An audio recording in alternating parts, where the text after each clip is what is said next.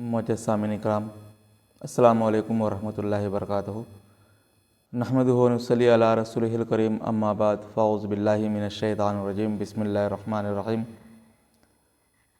ان اللہ و ملائکتہ یصلون علی النبی یا ایھا الذین آمنوا صلوا علیہ وسلموا تسلیما، اللہم صلی علی سیدنا شفیعنا مولانا محمد بارک وسلم، صلاۃ و سلام علیک یا رسول اللہ صلی اللہ تعالیٰ علیہ وسلم۔ معزز سامعین کرام، آئیے درس کو آگے بڑھاتے ہیں، اور آج ان چیزوں کا بیان کیا جائے گا، ان چیزوں کے بارے میں بتایا جائے گا جن سے روزہ نہیں ٹوٹتا۔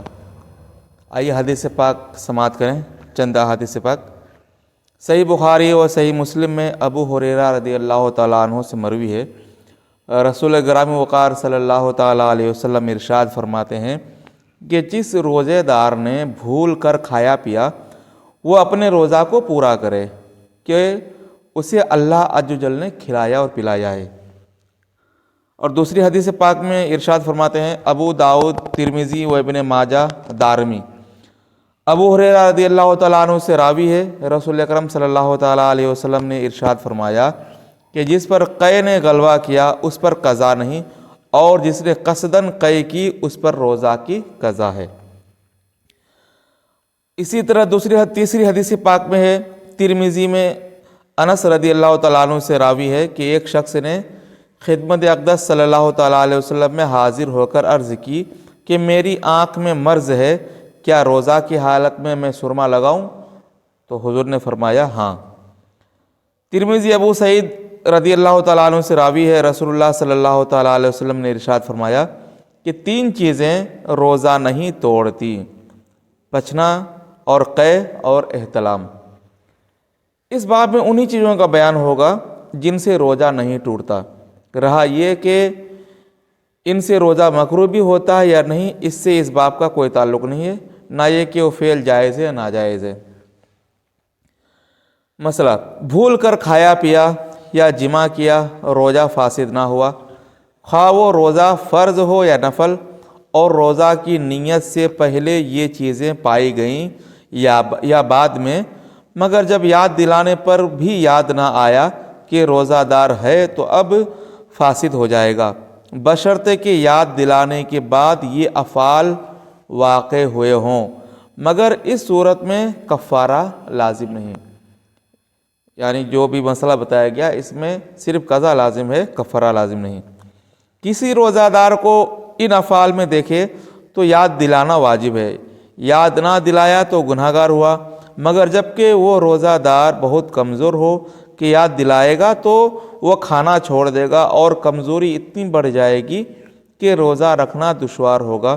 اور کھا لے گا تو روزہ بھی اچھی طرح پورا کر لے گا اور دیگر عبادتیں بھی بخوبی ادا کر لے گا، تو اس صورت میں یاد نہ دلانا بہتر ہے۔ لیکن بعض مشائخ کرام نے کہا کہ جوان کو دیکھے تو یاد دلا دے اور بوڑھے کو دیکھو تو یاد نہ دلائے،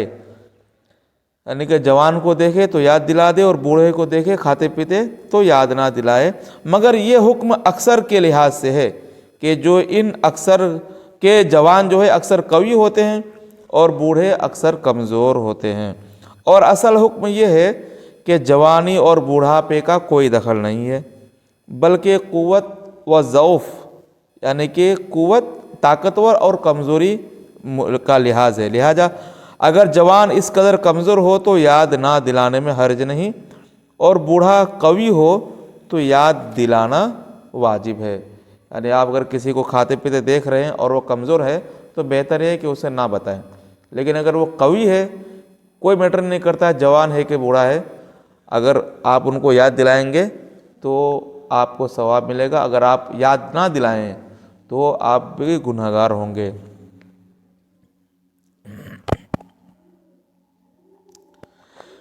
اسی طرح ہے، تیل یا سرما لگایا تو روزہ نہ گیا، اگرچہ تیل یا سرما کا مزہ حلق میں محسوس ہوتا ہو، بلکہ تھوک میں سرما کا رنگ بھی دکھائی دیتا ہو، جب بھی نہیں ٹوٹا، یعنی روزہ اس حال میں بھی نہیں ٹوٹے گا۔ بات کرنے میں تھوک سے ہونٹ تر ہو گئے اور اسے پی گیا، یا منہ سے رال ٹپکی مگر تار ٹوٹا نہ تھا کہ اسے چڑھا کر پی گیا،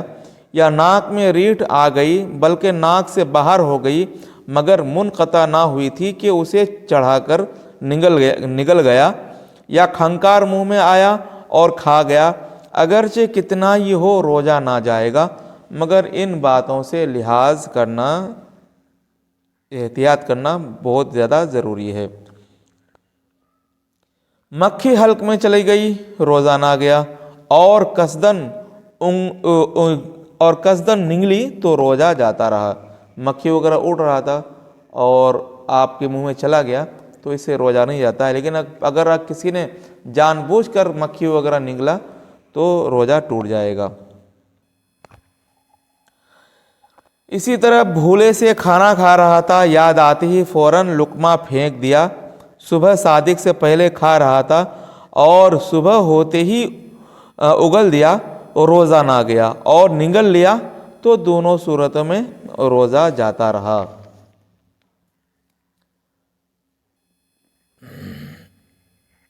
اسی طرح ہے کہ تل یا تل کے برابر کوئی چیز چبائی اور تھوک کے ساتھ حلق سے اتر گئی تو روزہ نہ گیا، مگر جب کہ اس کا مزہ حلق میں محسوس ہوتا ہو تو روزہ جاتا رہا۔ معزز سامعین کرام، چند احادیث مبارکہ اور چند مسائل آپ کے سامنے پیش ہوئے ہیں۔ اللہ تبارک و تعالیٰ سے دعا ہے کہ ہمیں اور آپ کو اس پر مکمل عمل کرنے کی توفیق عطا فرمائے۔ ہماری باتیں آپ کو اچھی لگی ہو تو آپ دوسروں تک بھی پہنچائیے، شیئر کیجیے، اور ایک ضروری گزارش یہ کرنا چاہتے ہیں کہ آپ ہمارے چینل کو بھی سبسکرائب کیجیے اور دوسروں کو بھی ان باتوں کی دعوت دیجیے، اور دین کی بات جہاں تک ہو سکے عام کیجیے، مسئلہ مسائل کو سیکھنے کی کوشش کیجیے، علماء کرام سے نزدیکی بنائیے۔ اگر آپ کو کوئی مسئلہ معلوم نہیں ہے تو اپنے نزدیکی علماء کرام سے جا کے پوچھیے، اپنے مسجد کے امام صاحب سے جا کے